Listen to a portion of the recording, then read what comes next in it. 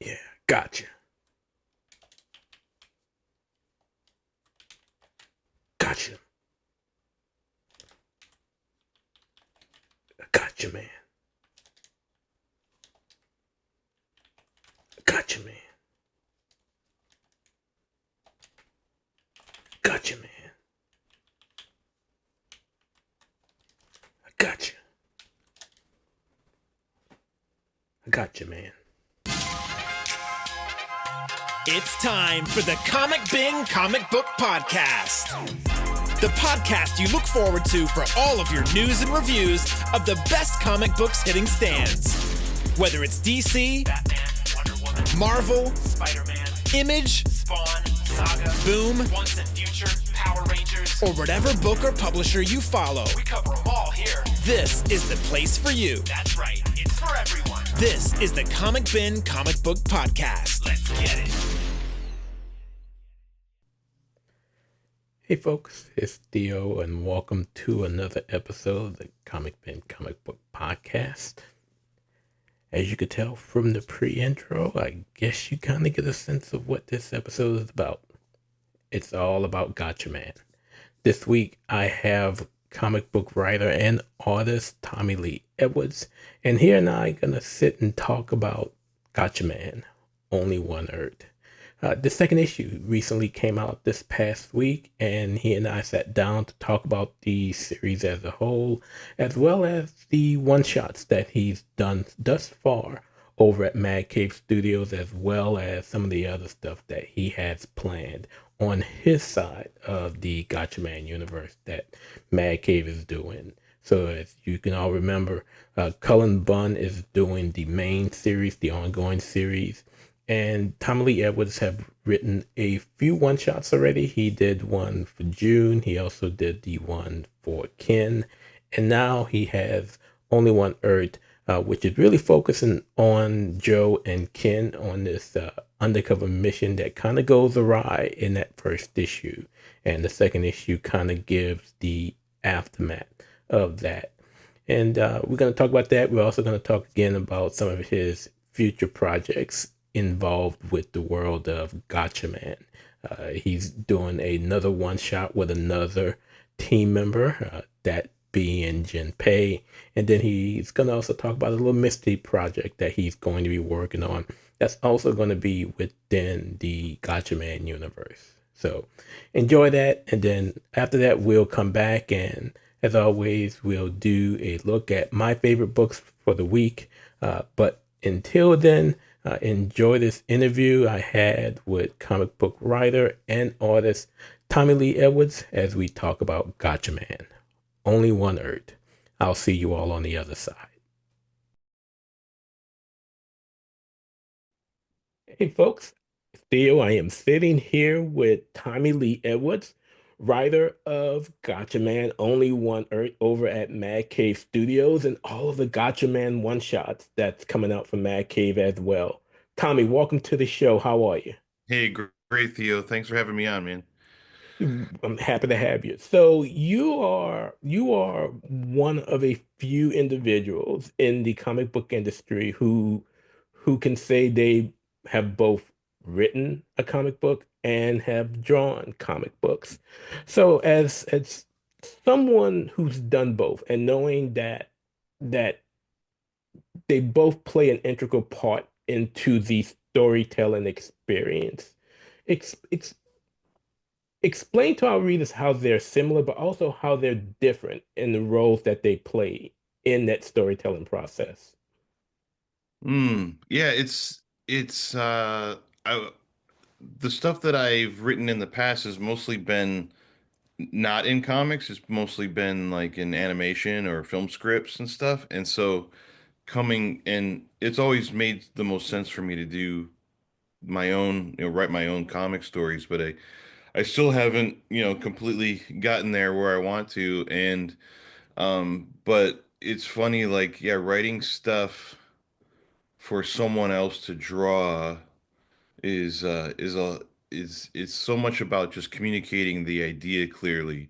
And I think that I can do this well because I know what I need as the artist, usually on the other side, you know. So usually I feel like it's the same with I have my day job the last couple of years is working as creative director for a video game company, a startup called Atmos Labs, and we're working on this game, and I feel like I can get a lot of good artists to work with me because I'm giving them direction based on my experiences where I'm usually taking direction from other people as well. So there are certain things that work really well as far as communication goes, and certain things that when things can be confusing or and I feel like when I'm writing the scripts, especially on these last couple of one shots, well, the one was with Mindy Lee, who actually works with me on some stuff at Atmos on the game. She does a lot of character design and concept art. And then so did David LaFuente and a lot of other comic book artists. Um, and Mindy was kind of one of the first people that, I really wrote a script for them. And it helps to know who the artist is too. So I can sympathize now with other writers, where I couldn't before, as far as like, maybe you don't know who's exactly going to be the artist, and you have to make sure it's clear for everybody. Or sometimes you might know who the artist is going to be, and you can kind of tailor it to them. So um, when I was writing the June one shot for Gatchaman, originally it was going to be Eric Canetti drawing it.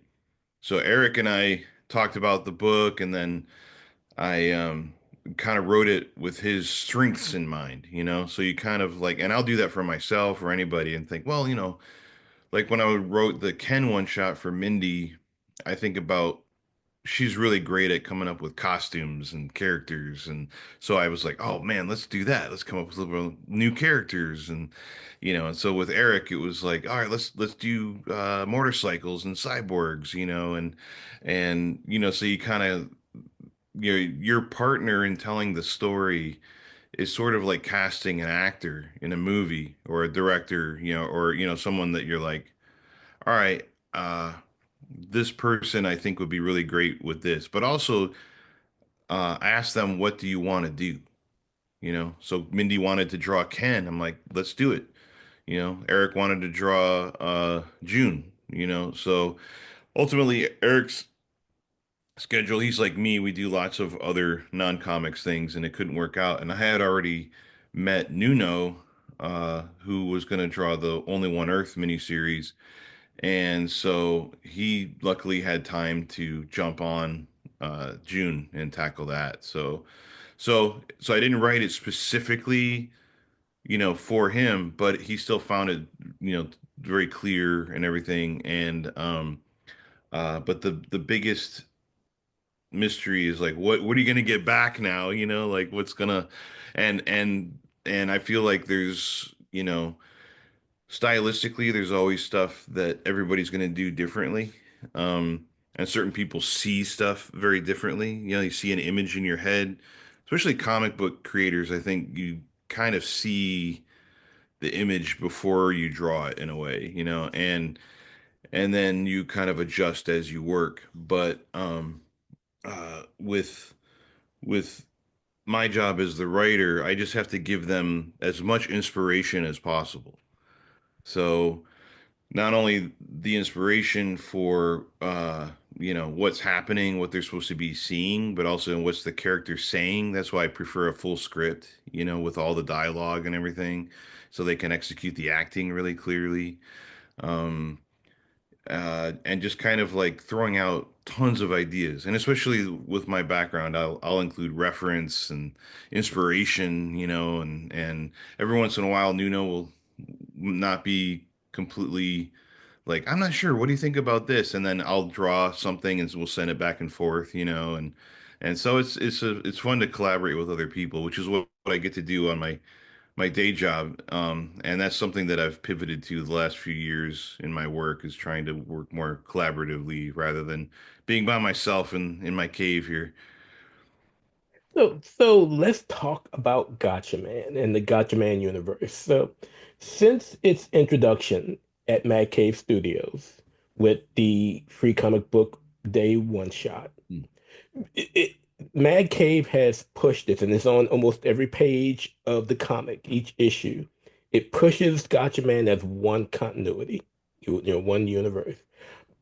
But it doesn't always, at least in my opinion, and some who I've spoken to that I've spoken to, it doesn't, and it's not a complaint. It's actually a compliment. Because when I read your stories, your one shots, and Only One Earth, there seems to be a darker tone in your style compared to the main Gatchaman series from Cullen Bunn. Is that by design? It's not by design as much as it's just kind of who we are as creators. I think we're just a little different and we like to tell certain kinds of stories. I think I tend to lean more towards darker kinds of things. There's a couple animation screenplays I'm writing right now where I'm writing with a couple other friends and they'll sometimes have to go, hey, this is a kids thing, or whatever, they'll pull me back. So a lot of it is just there's certain things that we all like as Gotcha Man fans too. And what's cool about any, you know, especially something that has so many episodes and something like that has an ensemble cast. Um, it's sort of like as a kid, I loved X-Men, and you gravitate towards certain characters or certain kinds of stories, and so those are the kinds of stories or characters you like to write. So I like to write stories about doomed characters, I would say a lot of times, people who uh um you just know things aren't going to end well. And I think that with Gotcha Man, now Colin and Steve Orlando and myself, we're all working on these stories independently from each other, but we also share with one another what we're doing and what we're planning on doing. So there's a new character that I'm going to do a new series, another mini series, that is something that I came up with like a year ago that Cullen is planting some seeds in the monthly book that will come to fruition when I get to do my new character. So so we're coordinating a bit with that stuff, but we don't really coordinate on as far as like designing like tone, but that might be something that maybe Mad Cave is more conscious of, like Steve's more, writes this kind of stuff, Cullen does this, Tommy does that, maybe because as like I mentioned with the artists, you're kind of casting an actor, you're casting someone like there's good casting for certain things as a publisher, sometimes you have to do that with the writer and think of, okay, this is the kind of story that they might want to tell. So, yeah, I tend to try and make the characters. I always liked in the old show when like Ken and Joe would argue with each other, and when there was always like a lot of uh, tension, and so I like to play up on a lot of that kind of stuff. So, even I mean, there's the original Gotcha Man, especially compared to the American Battle of the Planets, Right. that which is what most of us knew as kids. Uh, Gotcha Man is pretty damn dark. So I mean, it's lots of like, they, especially if you haven't seen Gotcha Man and you only have seen, G-Force or Battle of the Planets. Gotcha Man is like, there's a lot of like, I mean, the bad guys are really bad, and there's a lot of like terrible stuff going on. There's lots of like death. So, so it's kind of like I'll be watching it when I first, years ago when I finally saw the original Japanese versions. I was like, oh my God, no wonder they didn't let me see this when I was a kid. So yeah, it's pretty cool. Yeah, I tell people a lot, and I've actually started doing this. I started doing this with Voltron. I'm Mm. eventually going to get to it with Battle of the Planets and Gotcha Man as well, and that's comparing how the series work converted and tailored to the Mm. American audience and comparing it with the actual episode in Japan. And it is totally different. Yeah. I mean, you can even see it sometimes with current anime when you may be watching it on Netflix compared to, say, Crunchyroll, and Netflix is playing the subtitle, the voiceovers, and it's telling you something almost completely Right. different than the Right. subtitles on the screen. So it is always been a fascination. Once I learned that the stuff that I grew up watching with Voltron and Gatchaman and with Battle of the Planets actually started a long time before in Yeah. Japan. It was totally different. I think that and a lot of this what we have to do is work with Tatsunoko who, own Gatchaman. So Mhm. so Mad Cave has a partnership with Tatsunoko and Tetsuyo Yoshida who created Gatchaman and Speed Racer and Tekkaman and Space Ace and all these things, over there, Kashan or Kashurn as it's also known as. I mean, there's such cool stories and characters, but there is, yeah, as you find with a lot of anime, there is a little bit of like an Eastern Western culture kind of barrier that, sometimes certain things don't translate very well back and forth, so I think if, it makes sense for creating new stories using these, iconic Japanese characters, but primarily for a Western audience, there's a little bit of, you have to kind of see it from both perspectives, and I think on one hand we have to stay as true as possible, which is like a really fun challenge.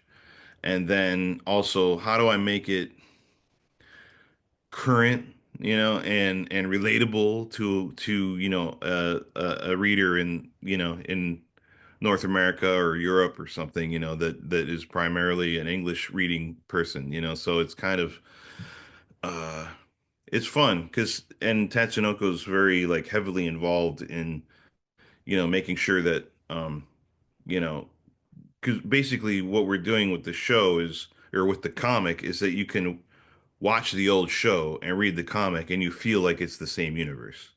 Yeah, I remember when Cullen and I spoke about the series Mm. before it came out, and that was it was actually after issue one, and that was one of the first things I mentioned to him that when I'm reading when I'm looking at Chris Batista's art and I'm seeing reading the story, I feel like I'm watching the Saturday morning cartoon that I used to That's watch, good. and that means a lot. Um, who has been the funnest character for you to write out of this universe? Who has been the funnest for you? Um, Partly maybe I don't know. I go back and forth. It's hard not to. Ah, man.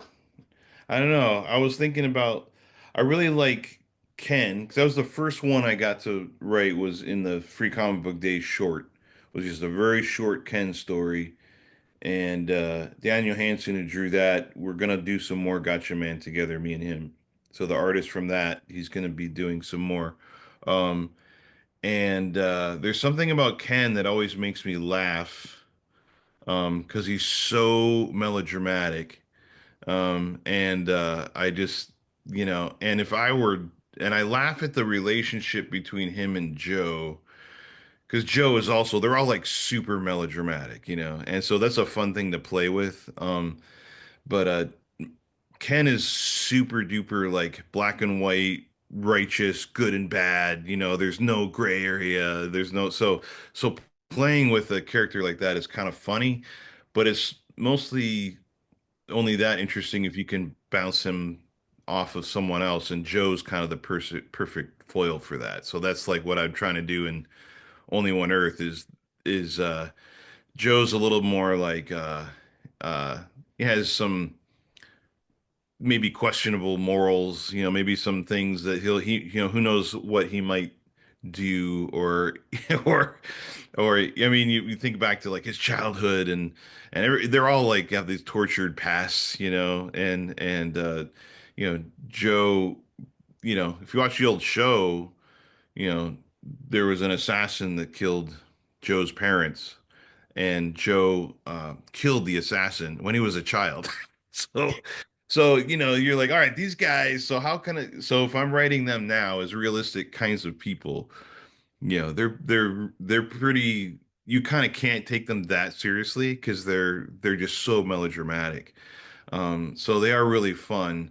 What's I but I man, I don't know. Now I'm thinking about June, because with June, it was fun to get her to do her, uh there's an episode of the old show where June is kind of off on her own, and she meets a friend of hers who she used to ride motorcycles with, and then he is now a Galactor agent, and he's a bad guy. And I was like, God, that's so cool, and I wanted to tell that story. And my idea was originally that guy at the end of the episode of they destroy the Galactor base, and her good old friend dies, of course. Again, I didn't come up with all the darkness. So that guy dies, and of course they make June push the rocket button that destroys Destroys the base. kills her buddy. So I had this idea where, what if he didn't really die? And that's where my story idea came for the June one shot. But the folks at Tatsunoko, they would rather me not use that exact character, so I kind of came up with a new thing. So that's one thing, that kind of like what Cullen was saying. We want to make sure you can watch the show and read the comic, and so there's a little bit of like, we don't want to go too far. Even like with Only One Earth, I have a scientist character that shows up, and I based him on a certain one from the show, and there's certain things where sometimes they love that, and sometimes it's like, well, we don't want it to be, you know, too confusing, or they have their whole, like any other company, they have their. I do a lot of stuff, or used to do a lot with Lucasfilm, and they were always very particular about the lore, and you wouldn't see this droid here, but you would here, or whatever. And I'm like, oh man. But that's part of the challenge of this stuff, is like, uh when you're given kind of these guardrails and places you can't go, it kind of forces you to come up with some pretty cool stuff. But I mean, it could lead to great stories. Because again, I absolutely love the concept of how instead of the motorcycle rider being the Galactor agent, he was imprisoned more or less, and he was kind of forced to have his conscience placed on the actual Galactor Yeah. agents to, and, that was a neat concept, to kind of make it still similar to the series, to the episode. Yeah, it feels like it could still have happened in the show, Yeah. so the concepts. And that's also why, at least for me, I usually, there's usually an element of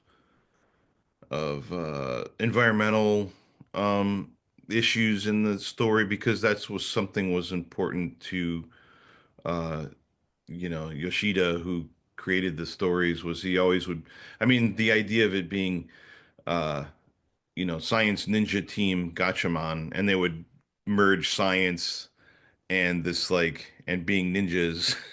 And I love the idea of like taking something, and I'm pushing this in the Only One Earth stories, where you have more of a mindfulness, and sort of martial arts kind of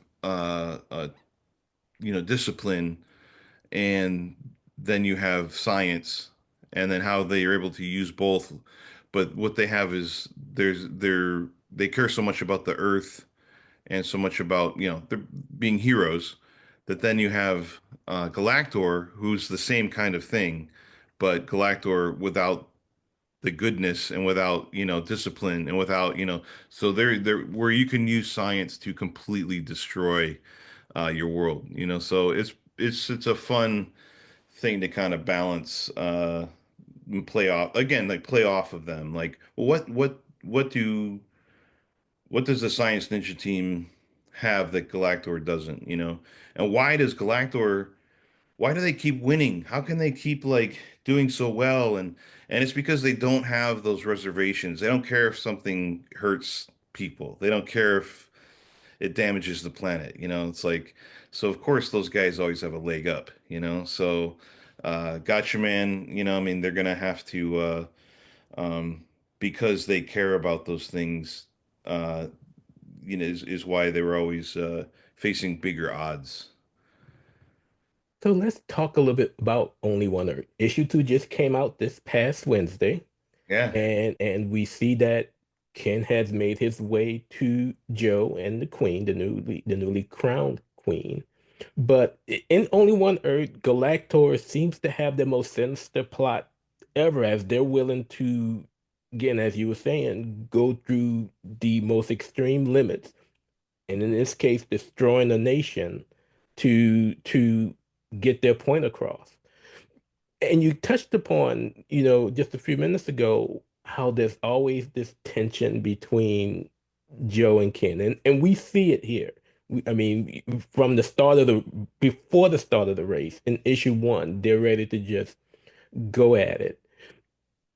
And but now they've made their way to Ken has made his way to Joe and the Queen, who is stuck in this cavern in the cave, and they're recognizing all of this history of the country that was kind of lost. And now Joe is about to suit up. Without spoiling what's going to happen in the remaining issues, what can fans expect? Because right now the team is split, and Galactor's set off another attack in another city that has again split the team up so they can't come help Joe and Ken because they got to go and right. help the folks. What can we expect in these remaining issues? What's fun about Gatchaman, like any good kind of team book, is they're only at their strongest when they're all together, and they have to be sort of in harmony with each other. So when you have, and that was by design of the old show, which is something that I had to sort of figure out myself. Writing these characters is you know, like the missiles don't quite work on the God Phoenix unless you have all the vehicles inside the God Phoenix on inside in their ship. Um, there's kinds of things that they're like emotionally and kind of scattered and all this stuff, but and it's not until they can do certain maneuvers where all five of them are together, and it's kind of like there's a saying where it's like I think it might be more of a Battle of the Planets saying, but it was like all five acting as one, something like that. And that's sort of, the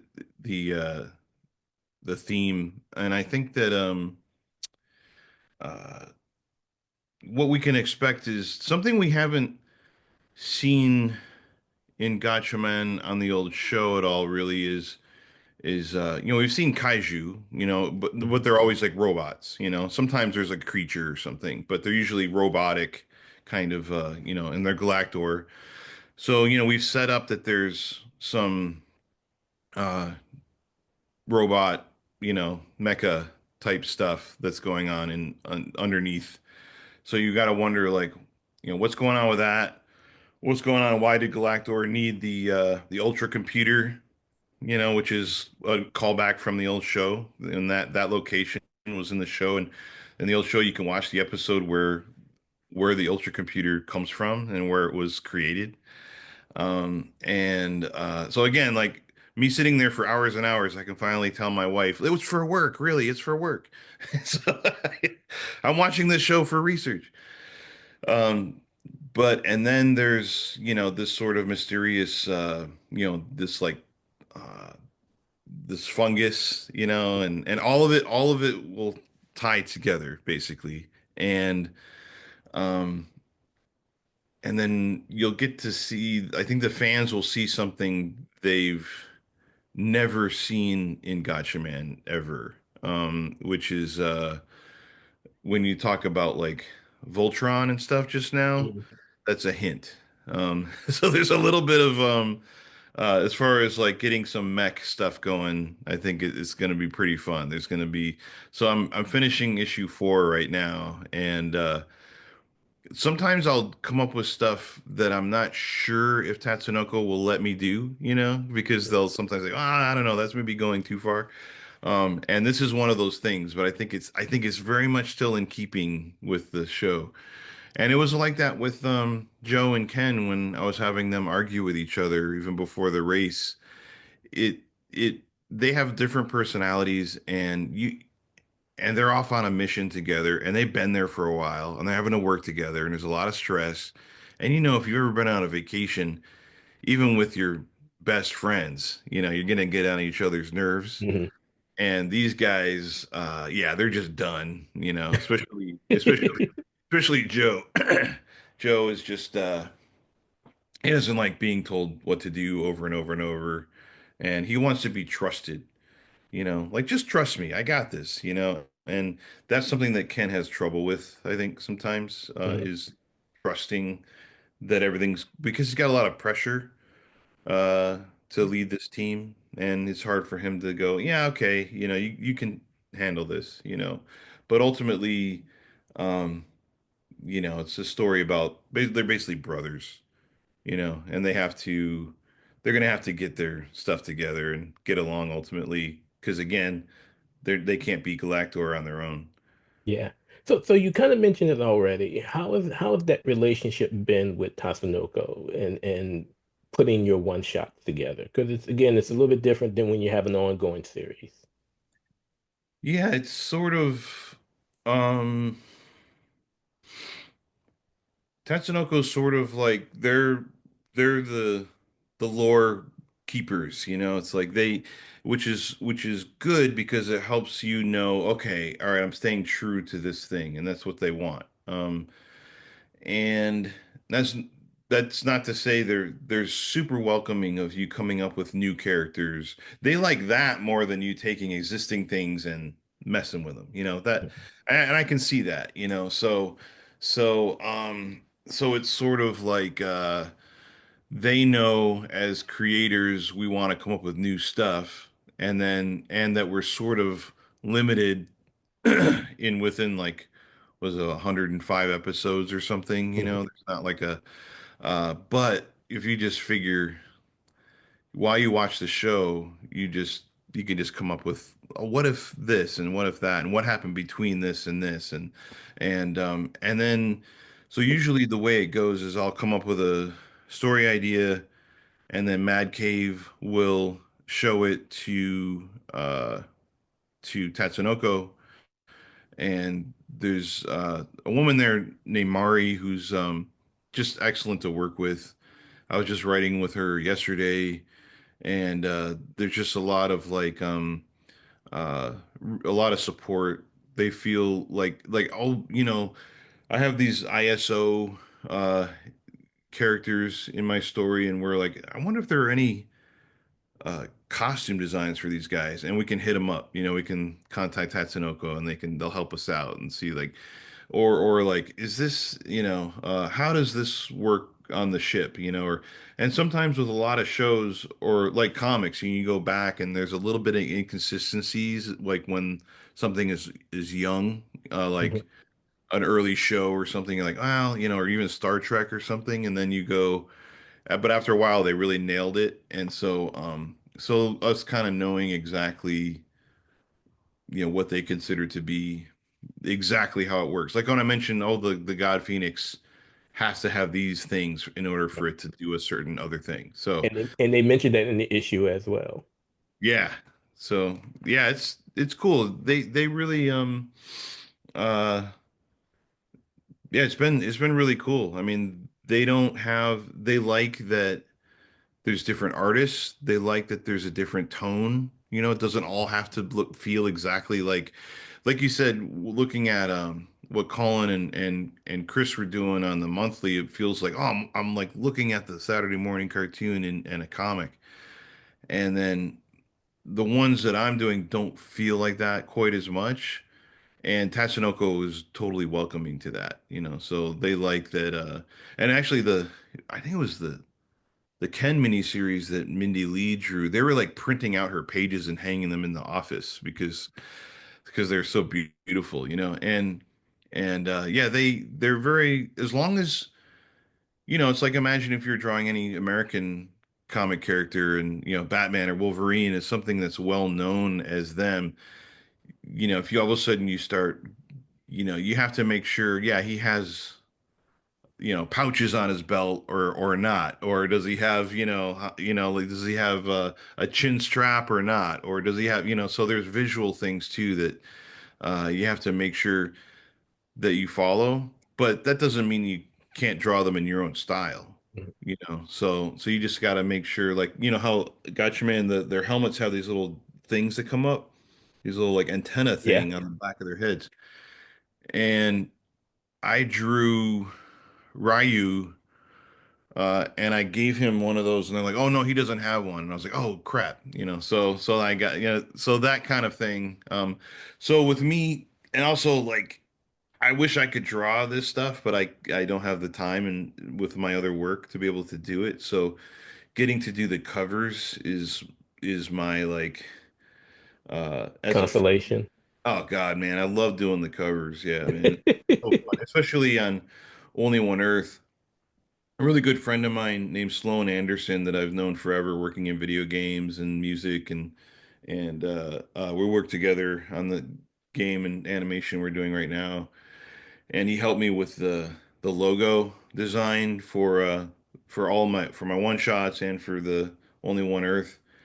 And that's another thing, is like, just I like to, my wife has to remind me, like, because I'm creative director of this other company where I'm overseeing like everything, and on Gotcha Man, she's like, "You're not the creative director. You got to let some of this stuff go." But but I love being able to, yeah, work with other people and make sure that, so like the covers, the design, everything is kind of like what, as a fan, I wish I had. Yeah, I love the covers, especially for Only One Earth. I get an old style movie, TV Yeah, show type feel looking at them, and they're just so dramatic, cool. compared to the normal one shots, But Yeah, they look so dramatic, and it's like it's pulled straight from a movie scene, like you see in the old James Bond movies or something yeah, of yeah, that it does have nature. that. Yeah. I think there's a little bit of like a montage, vibe, because you've got different elements put together. And then there's actually the layout is very inspired by this old manga from the 60s of Space Ace, that's the very first manga that Tatsunoko ever did. So I was kind of doing a little nod there, and luckily Tatsunoko picked up on it and they really liked it. So it had this kind of this border or the top, and then the rest of the image, and it had a rounded edges, and it feels very of the time. So even though Gotcha Man's not really in a specific time period, and it's all like made up countries and made up cities. It's Mhm. more like DCU versus Marvel. And but so everything has to, it feels right if it feels like a 70s thing, though. It feels like, or earlier. So yeah, so my covers feel very 60s, but also I painted these ones digitally, Okay. or the ones I did for Ken and June I painted traditionally. um, so it just depends on the project sometimes, but this, I felt like it needed like a poster vibe. So each of them, so all four covers, each I was able to do, and yeah, I can't wait to. I'm already like thinking about the next series and like how's that one going to be different? You know, each one can be a little bit different. You know, I am writing a one shot of Jinpei. Yay! I was wondering if that was gonna happen Yeah, so we're doing a Jinpei one, and then after that, I've got another mini series that that you mentioned. yeah. Yeah, we're not gonna So spoil it too much. no, it's gonna feature a brand new character though, but it's within that world and it's kind of spawning from events in the monthly book. Okay. So So before we close things out, where can fans follow what Tommy Lee Edwards is doing? Hmm. How can they keep up with you? the best place, well, if you want to stay current, I usually post up on my Instagram, which is I think if you just search my name, but if you I think it's TLE Storyteller is my Instagram. Um, and the best place to see a little bit of everything I do is on my website, TommyLeeEdwards.com. And the thing about my website, like, uh, which probably a lot of people who follow my comics, they might not know about. Like if you look on Instagram on my website, like some of my most recent stuff has been either in the video game stuff or I just did the movie poster for the Wolfman, the Universal movie a while ago, and like you can see that kind of stuff, and that's a traditional painting versus, like the Only One Earth ones, which I'm painting digitally versus, I put up a lot of process stuff on my Instagram and on my website. Also on my website, you can actually, I have a section on my site where you can go and download scripts. So you can Oh, actually download Gatchaman scripts and you can, which I think I would recommend to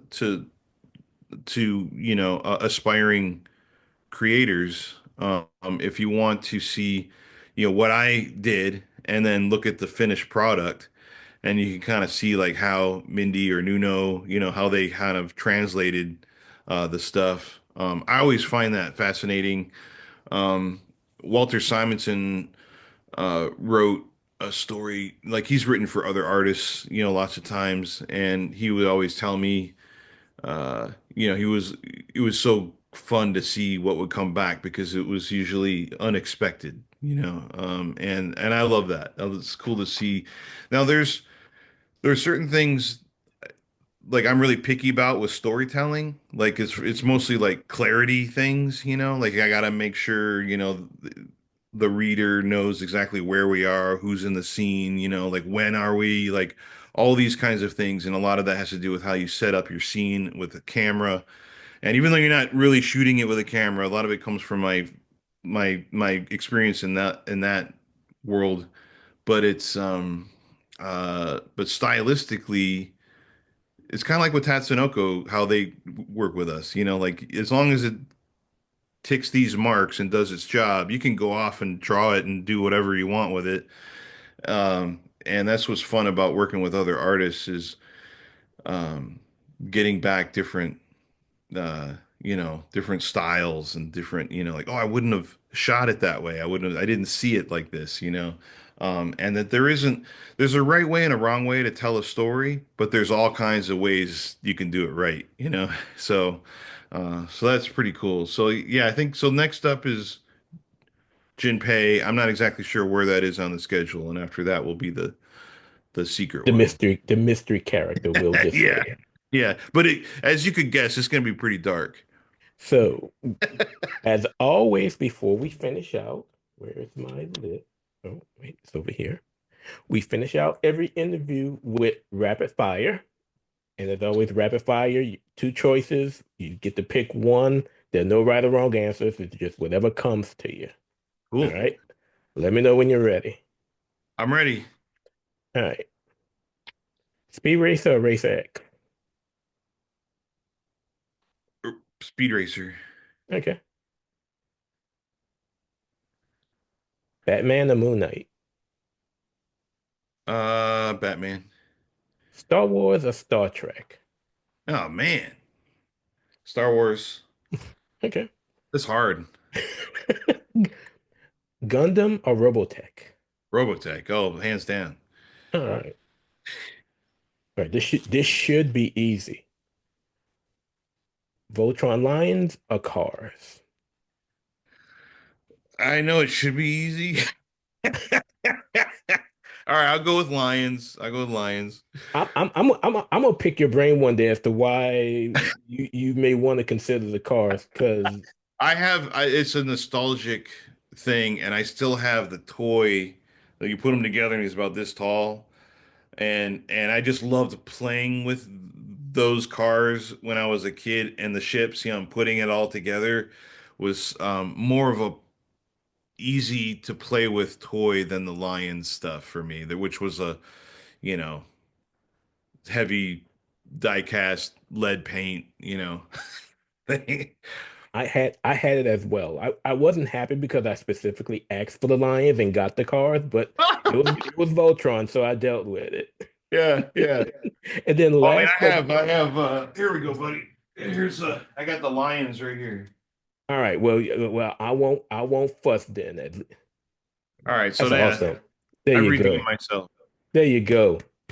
All right, last but not least, and this is one that's asked of everyone: Justice League Unlimited or Batman the Animated Series? Batman the animated series. All right, I mean, Batman partly is because that I'm more of I think when that was coming out, I was more in tune with what was going on, and when that first and I love Mask of the Phantasm is one of my favorite Batman movies ever. Tommy Lee Edwards. Thank you so much for joining us here on the Comic Bin Comic Book Podcast.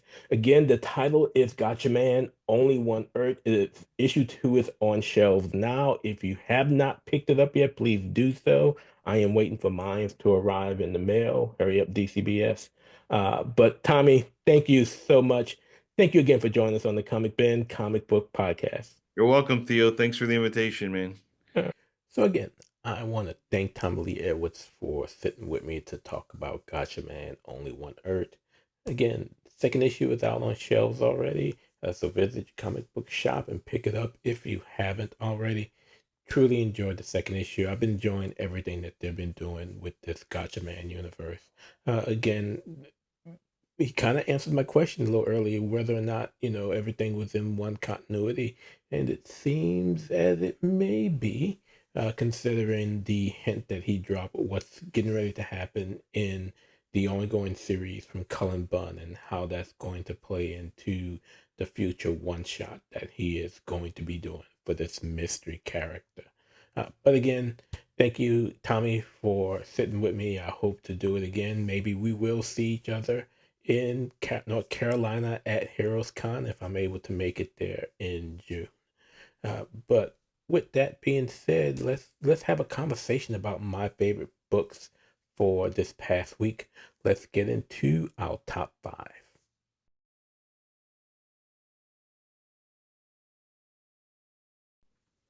Okay, so before we do this deep dive into my top five for this past week, let me just say this. Numbers 3 through 5 really could have been interchangeable with how good they were.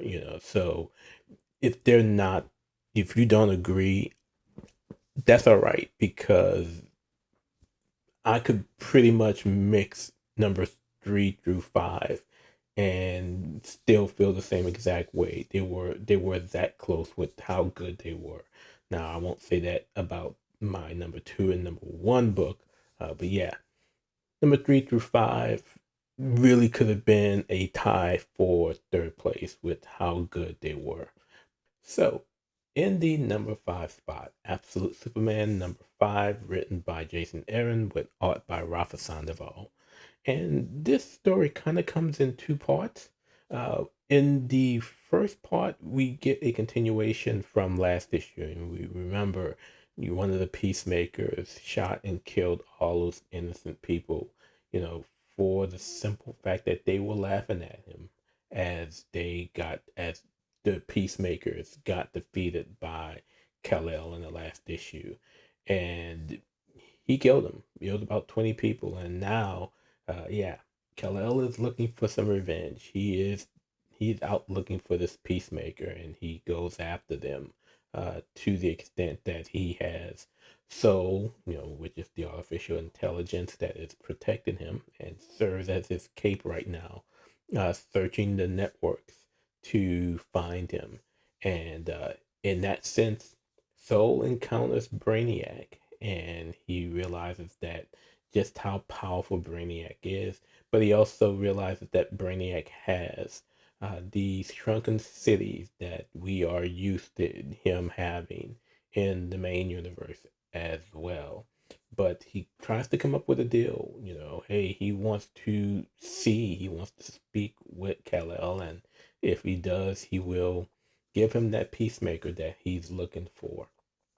Now, the second part, and I'm gonna go back to that, to the Brainiac Soul Kal-El interaction. But the other part, which kind of plays into it at the end, uh, is a backstory into Kal-El and his family and the rest of the refugees who were attempting to flee Krypton as it is in this process of getting destroyed. And we see how Soul was created in this instance, where as the refugees and Kal-El and Jor-El and Lara, they all get on the ship that was built, they connect to it. And with connecting to that ship, again, the AI within it, basically melds with them in more ways than one. And it was really interesting in how that was created. But what ends up happening is, as the ship is attempting to leave Krypton and get away from the dying planet, uh, basically the planet and pieces of the planet is just shooting off. Again, this is a planet that is destroying itself from within. But we see that pieces of Krypton starts to tear through this ship. And as it does so, again, the individuals that were on the ship, they've melded with the ship. And the AI actually forms itself around those individuals to protect them. So, it protects them from the vacuum of space. And that's basically how we are introduced to Soul back in Kal-El's past. And in the end, it's just too volatile of a situation with I want to say these are meteors, because these are pieces of Krypton itself tearing itself apart and being shot into space. Well, these pieces of the planet is just constantly tearing itself through and just destroying things as it shoots out into space. And unfortunately, we see where, no one survives other than Kal-El. Even Crypto, who had his own AI, is lost in this event as Krypton is destroyed. And so you knew it somehow had to happen, considering we know from the previous issues that Kal-El is on Earth alone. So despite the family being alive up until the point the planet is destroyed, we know that the rest of the elves and those refugees were destroyed were killed as the planet was destroying itself from within, leaving Kal-El alone. And it plays into the present day, because again, this rage within Kal-El is really overtaking him as he is looking for the peacemaker. And he eventually calms himself down. He tells Soul to not worry about finding him, and that he feels alone. He needs to find himself again.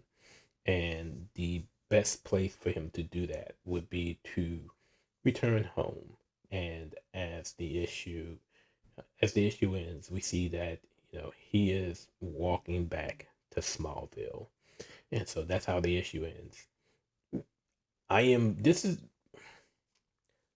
as much as I have enjoyed the other Absolute titles, including Absolute Batman, Absolute Superman is right now my favorite.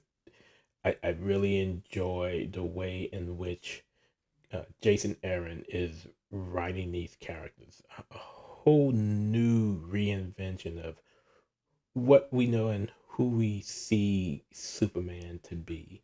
This is not the same, because Kal-El has memories of Krypton because he wasn't a baby when the planet was destroyed. He was a little boy. And so these memories of home really sits with him. He had this rage of knowing he couldn't do anything as the planet was being destroyed, and he just he's seeing these visions and hearing the stories of how, individuals and citizens of Krypton were basically killing and destroying the ships of the Science League because, you know, they were attempting to leave without them. And in the end, no one leaves. And, the fact that he couldn't help any of them, including neighbors down the street from him. And it just created a sense of rage, being powerless to do anything. And yet here it is in the present day, here on Earth, he is powerful. He has all this power, and yet he feels lost, and he feels powerless because he can't seem to help everyone. Again, we see from the previous issue all those individuals who were killed, and it leaves him feeling powerless, and it just creates this bitter rage. And it's that rage that caused him to want to go after the Peacemaker and kill him for what he did in issue 3 and killing those citizens. But again, he is as alone as he was after the events of Krypton being destroyed. He basically lost his family. He lost his best friend in crypto, and he lost all of those individuals who were able to make it way onto the L's ship. And it really connects. I love the way that Jason Aaron connects Kal-El's past with his present, and we will see how those connections go out into the future for this Superman of the Absolute Universe, because now he is aware of Brainiac and the fact that Brainiac has these bottled up cities, and the people that are trapped in these bottled up cities are feeling pain, according to Soul. So we will see what happens next, and we will see if one of those cities is the city of Kandor. So we shall see. But that is my number 5 book of the week, Absolute Superman number 5, written by Jason Aaron with art from Rafa Sandoval over at DC Comics.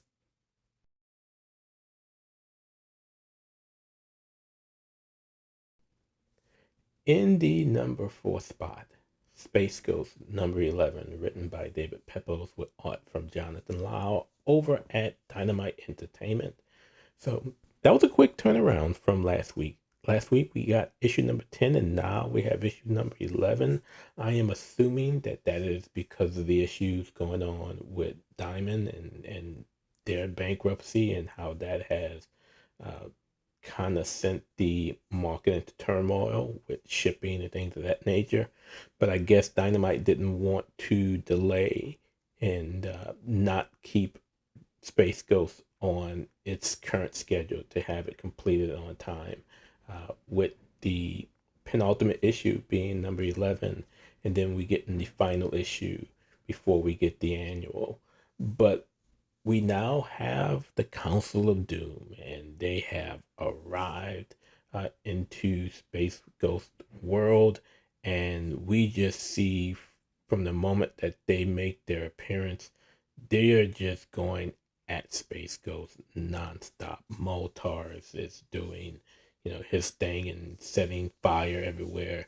Creature King is riding this monster alien insect and just going at Space Ghost in every which way until Space Ghost, you know, takes that beast out. We have Widow, who is just bringing up all of these vines, these web of vines over and grabbing and holding Space Ghost down. Brack is doing Brack things, and so is Zorak. Zorak has this sickle that he just wails into Space Ghost. And Dax is getting his butt handed to him. And he's alone in all of this because in the beginning of the issue, Jan and Jace leaves after Space Ghost, just wails into Jan because she's looking to do more. She's looking to leave and go off to school and live life. And so, after getting railed on by, or verbally railed on by Space Ghost, she and Jace takes off.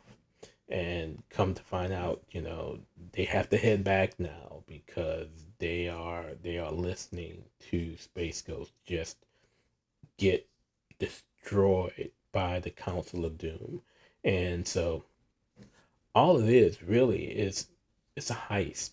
Yeah, they want to get back at Space Ghost, but they also are after Blip. And that has been a theme since the first issue. We haven't heard from it in a while, but we know that from the beginning, the folks at RoboForce wanted to, get their hands on, or RoboCore wanted to get their hands on Blip, and they consider Blip its property. So they have contracted with the Council of Doom to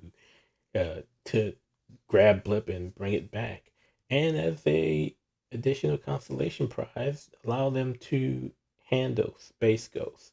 And so yeah, that's how it ends. They were able to capture Blip. Uh, Jan and Jace, they have Space Ghost, who is pretty much unconscious, and they're in hiding as the council is looking for them. So we'll see how that all plays out. But David Pepose has been building this story and building it in a way to introduce and put together the Council of Doom from the start, from when we first meet Brack in issue number 1. And it's just been great as we've been going now into this penultimate issue of the series. Again, I'm not counting the annual as a part of it, even though it will all be put together.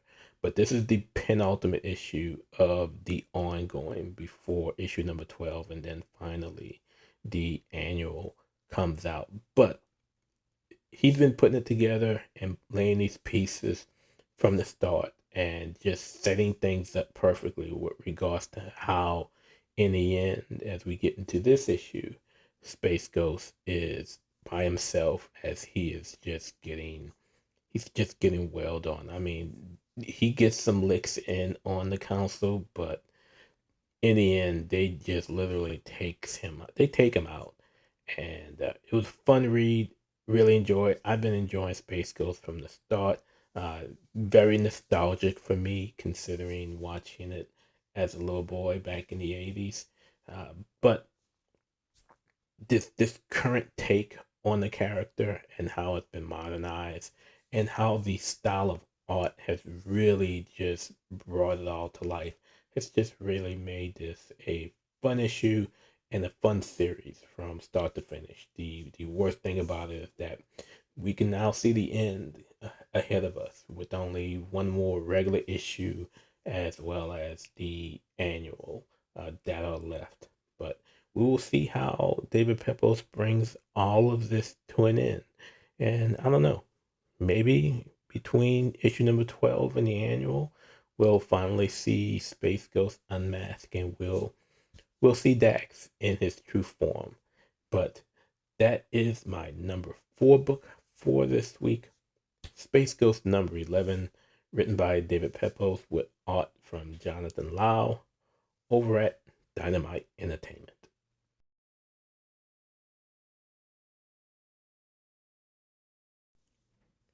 Okay, not going to delve into this one too much because it's been done already, but my number 3 book, Gatchaman, Only One Earth, number 2, written by Tommy Lee Edwards with art by Nuno Platti.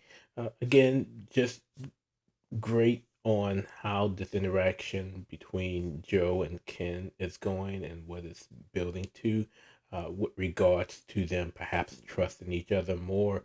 We know that just throughout the Gatchaman history, they've kind of always had this tension with one another. But we shall see how it all plays out. I do want to talk a little bit about the art from Nuno Platti and just how great it's been for this series. I absolutely enjoyed it. It's again a completely different take to say that it's the same universe as the ongoing, but when you look at the art style from Nuno Platti, it's definitely different from what we're seeing from Chris Batista, and that's okay considering with the style of writing that Tommy Lee Edwards does, it's a little bit more darker, a little bit more sinister, and I am absolutely okay with that. It still presents a great story, just getting a look at the Gatchaman universe from a different perspective compared to what we're seeing in the ongoing series from Cullen Bunn and Chris Batista. But again, that's my number 3 book for the week, Gatchaman, Only One Earth, number 2, from Tommy Lee Edwards and Nuno Platti over at Mad Cave Studios.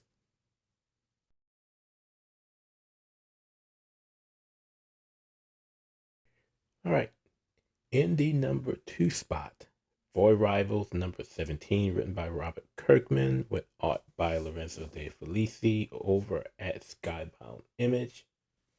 Saleya has found Zerda, and it is quite an interesting story that pretty much counters everything that we have heard up until this point. So she finds Zerda.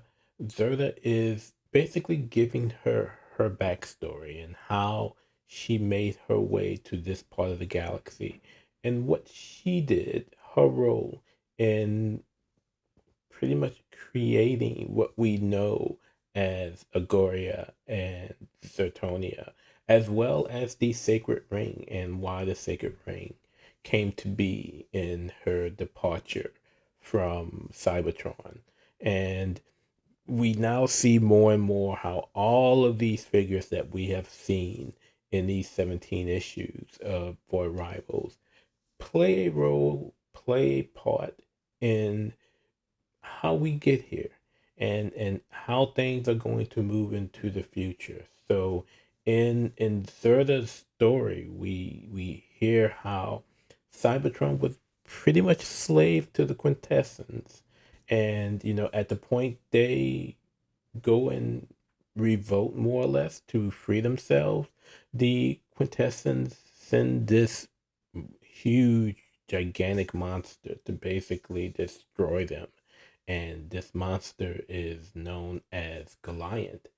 And in Zerda's story, in Zerda's story, she leaves Cybertron, and whatever energy she has as she leaves Cybertron is drawing Goliath to chase after her.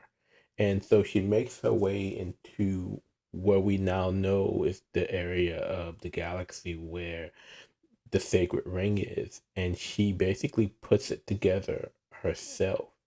And with the sacred ring, she is able to trap. She's able to trap Goliath inside the black hole with the sacred ring surrounding it. And the black hole is there because Goliath was feeding off of its energy, and she used that to trap him. But in also doing so, as Goliath is basically feeding off of this star that is now a black hole, she drains its energy, and the energy basically creates the energon that we know is the life source of everyone there. And it also basically creates the differences between who the Agorians are and who the Zertonians are. And each of them, each species has a part of Goliath within them that basically makes them different. Not just based on the Energon port that's on their forehead, but it basically makes them who they are. The Zertonians are more keen and they're attuned to listening to the word of Zerda and recognizing who she is. And because of the sort of energy that the Agorians uh, absorbed from Goliath, they're more challenging to I'll use the word authority, but more challenging, more resistant to the word of Zerda. And that's basically based on the parts of Goliath and Goliath's conscious, more or less, that they were able to absorb through these interworkings of Zerda. And now what she is telling Celia is that, okay, this is our chance to actually kill Goliath because it's at its weakest point.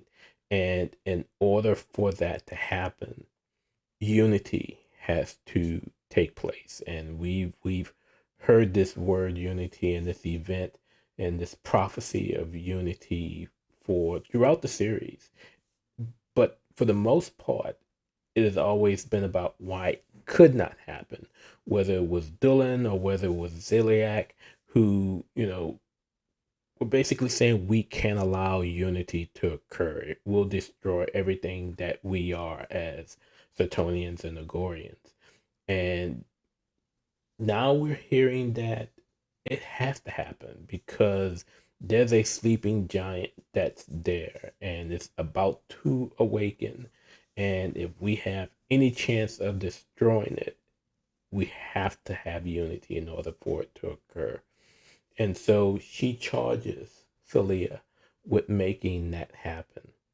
So, as I mentioned, you know, Zeliak and Dylan basically saying we can't allow the unity to occur. And so on Agoria, we see just that, where Dylan is pleading with his son, with Derek to work with him to make sure that the unity doesn't occur. And Derek is resistant to that. But we see Dylan considers unity be to be so catastrophic to the Agorians that he might even be willing to kill his son to prevent that from happening. Now, there's all types of things that are still going on.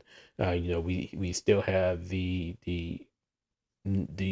members of Cobra that have traveled to space in search of the source of Energon. They are still following the ship, trying to see where it's heading. Probably it's going to make its way to the Sacred Ring. We see back on Zertonia, Proximus is just wailing against these soldiers and taking everyone out, only to find out that Zeliak is missing. He hasn't been seen in months, and so no one knows where the Premier is. And we see that he is actually going through some trials with I keep calling them witches, that are the witches of Zerda, who are the priestess of Zerda, and trying to to preach the word of Zerda to the Zertonians. And, that's where he is. He's going through trials, trying to prove himself worthy. And they are doing just a bunch of tests. So there is still a lot that's going on. I am wondering whether or not Proximus will use Ziliak's absence as a means for him to attempt to attempt to basically take charge and take the premier seat, since he has not been seen. According to one of the soldiers, he hasn't been seen for months. But what we also have seen answered, and I remember asking this story when the issue came out, of wondering what it was that was at the center of the sacred ring within that black hole. And, at one point, I was wondering whether or not it was Unicron or someone of that nature, that we are well familiar with in the Transformers universe. But no, we see that it is something that is really far worse in this monster known as Goliath. And we see that, they're saying Goliath has to be released in this weakened state in order for it to be killed. And, Dylan is saying that no, we can't allow that to happen. And I can't allow you to help the Zertonians in making that happen. So again, there's just a lot going on. I absolutely love how Robert Kirkman continues to just make this story the linchpin of everything that is the Gatchaman Universe over at Skybound. And, despite what's going on in Transformers and in G.I. Joe, and how, there's an interaction all over, Void Rivals continue to be the linchpin of this universe. And we see a lot of answers that are occurring within this series that really play a huge part in what's going on elsewhere. But again, great storytelling, great art once again from Lorenzo De Felici. There's not an issue that goes by where I will have an issue with the art. As I've said plenty of times, it seems as the story goes on, the work of art gets better, and I truly appreciate that and that evolution from Lorenzo De Felici. But again, that is my number 2 book for the week, Void Rivals number 17, written by Robert Kirkman with art by Lorenzo De Felici over at Skybound Image.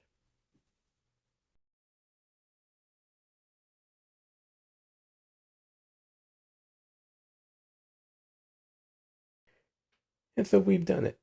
We've reached the end of our weekly journey. We're at the number 1 spot. My number 1 book for this past week, Black Lightning number 5, written by Brandon Thomas with art from Fico Theo over at DC Comics. If there's one thing that would be a disappointment to me, it's that it's over. We've reached the end of this arc, and we've reached the end of this iteration of Black Lightning for, I hope, not too long. So considering what happened at the end of this issue, but we do know that we're going to get a little bit more Black Lightning with the one shot from Brian Edward Hill looking at the power company, and I'm just hoping that it leads into something else once that one shot is over, whether it's like another run for Black Lightning, or whether it's more with the power company, or if it's something that is just focusing on the girls, the Pierce girls with Anissa and Jennifer, and what they're doing, as the issue of Black Lightning comes to an end. So, we saw at the end of issue 4, you know, Jefferson and Jennifer were basically powerless. They were drawn into this storage facility where there were dampeners that, basically quelled their powers. They weren't able to, use their powers for anything. But we see, Jefferson stands his own against the Sons of Liberty. They come at him, and with Jennifer basically sitting above being his eyes, and the eyes the back of his head, he's able to just take most of Son's Liberty down until Anissa arrives. And so, that has been quite a journey for Anissa since, the beginning of this series. She not only got her power back, but she took on the power of someone else as well. And that has been a struggle for her. But we see now as this issue plays out, she is getting better control of it all. And part of the reason for that has been the return of her girlfriend, Grace Choi. And so she seems to be a soothing factor, a calming factor for her. So as, that erratic power builds up, she is able to calm her down. And it's just a really fun, a really great issue, particularly at the end, because we see a lot of loose threads from the beginning of the series kind of get tied up, and get some closure. So again, I mentioned, Anissa's plight and her travail, with getting control of this additional power that she's been she's been given, or she absorbed as the result of absolute power, and her getting a better handle of that. So much so that Jefferson is okay with leaving her alone to run the team that he was charged with going out and finding other civilians with meta abilities. And we see, Jefferson and Lynn, perhaps getting back together again, which was a nice touch, seeing the two of them kiss at the end, or at the end of the series, at the end of the issue. And we get more closure because we now know how the councilman, Jay Harriman, his role in all of this, and how he is still working with the Sons of Liberty, and really trying to shine a bad light on the metahumans, not only in Metropolis but around the world, and trying to get humans to be against them. And it was a great way of not only allowing Jefferson to get the upper hand and knowing Harriman's role, but it left just enough to where he couldn't necessarily take Harriman down. And we see how things are going to be stretched out even more, because we see after Jefferson leaves Harriman, he reaches out and he mentions the name Tobias, who I can only assume is Tobias Well, from Black Lightning lore. And so, as we get into the Power Company and perhaps more Black Lightning, we will see Tobias make his appearance into the comics again. But we just get a lot of things that were loose ends throughout these 5 issues, or at least the first 4 issues, tied up in issue 5. And I truly enjoy that, as when things come to an end, you're still left with some questions as to how things are supposed to be playing out, or whether they were actually given closure and come to a full conclusion. You see that in issue number 5 of Black Lightning, with the exception of one thing, and that is the meeting between Jefferson Pierce and Josiah Power. So now, if you can remember when I spoke about the one shot from DC Power, that when Josiah went to Jefferson about leading the power company, this new power company that he was putting together. Jefferson turned him down, considering everything that was going on with the family and the league. He couldn't devote himself to doing that. But considering the fact that, he now knows Harriman has a bigger role in everything that's going on, he is comfortable with Anissa leading the team and leading Jen, with going out and finding the metas who may have abilities that are not theirs, or the civilians with meta abilities that are not theirs. Uh, he has rethought that proposal, and he is now willing to take Josiah's offer up and lead this new team. And so that's how that issue ends, with Jefferson pretty much agreeing to lead this new power company. And of course, that's going to lead into the one shot that we are getting from Brian Edward Hill next month with the power company Recharged.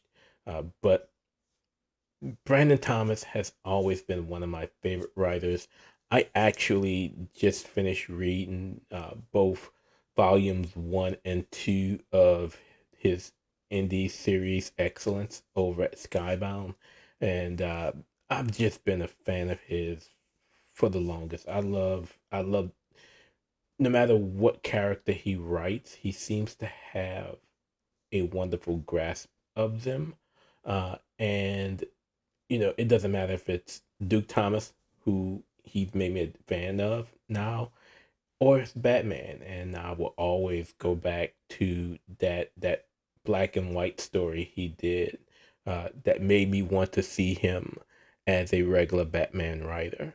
I just really, really enjoy the way he does his storytelling.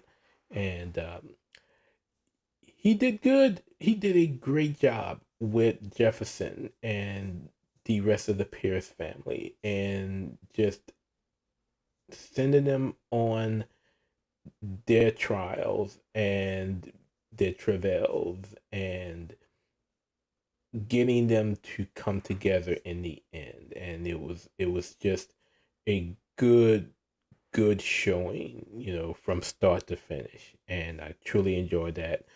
There is not much by Brandon Thomas that I don't like. The art from Vico Theo from the start has been great. I have absolutely loved it. The way that he puts his touch on the storytelling of this series, and the colors, whether it's the cover colors from Ulysses Oriolo, or the colors from within the series, from within the pages of the series. Those two just do a great job of putting that additional touch to the storytelling of Black Lightning that just makes it a wonderful series. And again, like I said, if there was anything that I am disappointed in, it's the fact that it is over for now, as that last page said, as Jefferson spoke of joining and leading the power company. So we shall see how that plays out with Power Company Recharge. But I hope that once Power Company Recharge releases, we will get word of either more Black Lightning from Brandon Thomas, or maybe Brandon Thomas does a Power Company series. I don't know, but I hope this is not the last we see of Black Lightning, and I know he's gonna be in Justice League Unlimited and those stories, but in a series of his own. But I definitely hope this isn't the end of this creative team, with Brandon Thomas, Vico Ocio doing their take on Black Lightning and the Power Company. Hopefully, we shall see how that plays out. But again, that is my number one book, my favorite book of the week, Black Lightning, number 5, from Brandon Thomas and Fico Ocio over at DC Comics. So, that is going to do it for this episode of the Comic Bin Comic Book Podcast. Again, I want to thank Tommy Lee Edwards for joining me. Had a great time talking to him about Gatchaman, Only One Earth. Again, issue 2 is out on shelves, and the one-shots for Ken and June are also on shelves. If you want to go ahead and catch up on that before the one for Jinpei that he's writing comes out. Now, also, there is another one-shot coming out. This one's going to be for Ryu, and that one's going to be written by Steve Orlando. So Steve Orlando did the Galactor miniseries when that was released in the Gatchaman Universe, and now he's doing a one-shot for Ryu. And so that'll be coming out, I believe it's next month in April. So be on the lookout for that. But that's going to do it. Next week, it's another week of a ton of comics that I am going to be taking a look at. So let's just talk about it. Over at DC Comics, we have Absolute Batman number 5, Detective Comics number 1095, Nightwing number 124, Absolute Flash number 1, the latest addition to the Absolute Universe over at DC. Again, this one's going to be Wally West, my favorite Flash.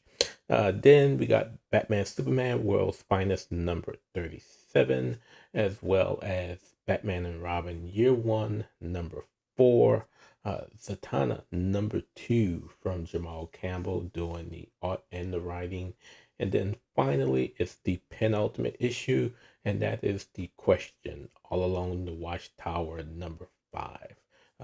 Moving on over to Marvel Comics, we have One World Under Doom number 2. Doom has duped the Avengers again, and so we're going to get the fallout of that. Then we have Ultimate Black Panther number 14. Then we have the 3rd issue of Cable, Loving Chrome from David Pepos. And then Avengers number 24. And then Exceptional X-Men number 7. And then finally we have Sam Wilson, Captain America number 3. Cap and team are trapped, and basically they seem to be in some type of trance and under control of these individuals that are manning and running this floating city above New York. So we'll see the fallout for that. Moving on over to Image Comics, and under the Skybound imprint, we have G.I. Joe number 5, and then we have the latest addition to the Adventure Man franchise with Adventure Man Family Tree number 1 from Rick Remender and Terry Dotson. And then finally over at Image, we have Rat City number 12. Moving on over to Dynamite. We have the 2nd issue of Silverhawks from Ed Brisson. We saw where it looked like they're getting a new team together, whether they want to or not. But then we also have a new series in the Thundercats universe with Thundercats Lost number 1. Moving on over to Dark Horse Comics, we have You Never Heard of Me number 3. And then finally, moving on over to Mad Cave Studios. Over at Mad Cave, we have Dark Empty Void number 4 from my friend Zach Kaplan. We have Sign Out number 4. And then finally, we have an anthology series, LA Strong number 1. This is a fundraiser, more or less, for the victims of the LA wildfires, particularly comic book creators who were affected by the events of the LA wildfires earlier this year. So a bunch of creators got together and put an anthology series or an anthology issue together to help their colleagues out. And so I'm going to take a look at that as well. Finally, before closing out, and this may be news that you already heard with regards to Peter David. It was recently announced that he's been dealing with the same health issues that he's been dealing with for a while. However, it was recently announced that he's lost his insurance, including Medicaid. And so he is going through some hard times right now. So there is a GoFundMe that is going on to help support and help Peter David and his family with the medical bills that are piling up. Uh, but if GoFundMe isn't an avenue you'd like to go, the Hero Initiative is also doing something to help Peter David out. They have teamed with Third Eye Comics to do a special variant cover of Symbiote Spider-Man 2099. So if you go on over to Third Eye Comics, and again, I'll have that link in the show notes as well. You can go purchase that comic book with the special variant cover, and the net proceeds from that will go to the Hero Initiative that will then go to help out Peter David. So multiple ways that you can help out. I've been a big fan of Peter David since before he was actually on She-Hulk, and he does a lot of novel work as well. I enjoyed the Star Trek stories that he's done in the past. But if you can, help out Peter and his family as well. But that's going to do it for this week. I will see you guys next time around. And yeah, just keep reading those comics. That is going to do it for this episode of the Comic Bin Comic Book Podcast. I'd like to thank you all for your continued support of the program. The Comic Bin Podcast, as well as the Comic Book Spot, are a part of the Comic Book Source family of sites and media. You can follow the podcast on Twitter X at comic_bin, or my personal account at batmanfan_4life. You can also find us on Facebook, Instagram, Blue Sky, and Threads. We're all over social media. You can also follow our sister site over at thebatmanuniverse.net for all of your news and reviews in the world of Batman. Tune in next time as we give you more in the world of comic books. Again, we truly appreciate your support. But until we meet again next time, keep reading those comics.